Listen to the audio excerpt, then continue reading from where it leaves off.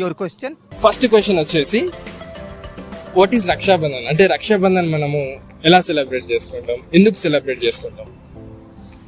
రక్షాబంధన్ ఎందుకు సెలబ్రేట్ చేసుకుంటాం?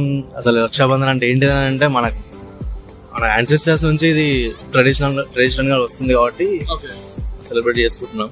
నాకు తెలిసినంత వరకు అయితే రక్షాబంధన్, రాఖీ అంటే రక్షణ.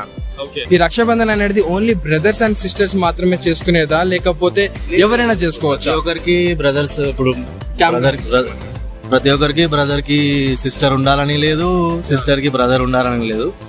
సో ఇంట్లో ఫాదర్ కి కానీ మదర్ కి కానీ ఎవరికైనా కూడా టై చేయొచ్చు. ఇప్పుడు అలా కూడా రాస్తున్నారు అన్నమాట. ఎవరికైనా సరే అది రిలేషన్షిప్ అనేది కాదు, ఏం లేదు ఇందులో కుల మతాల ప్రస్తావన ఏం లేదు.